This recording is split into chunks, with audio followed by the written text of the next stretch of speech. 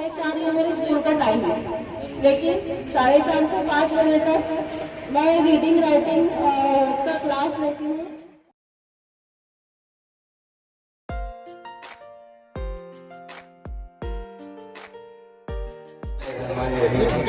अस्सलाम वालेकुम रहमतुल्लाहि व बरकातहू। वक्त की किल्लत है, मैं समझता हूँ, और इंतज़ाम भी उधर हो चुका है। आज के इस प्रोग्राम के रुए रवा कुसुमताई जो यहाँ के सरपंच है, स्टेज पे मौजूद, जिनको इनवाइट करने के लिए अजीज़ादा, जिनको इनवाइट करने के लिए बड़ी मिन्नतें समाजतें करनी पड़ती है, ऐसी शख्सियत को आपने यहाँ पर बुला लिया और हमको सुना दिया। बहुत बहुत शुक्रिया। मोहतरम जनाब नईम अख्तर खातून साहब,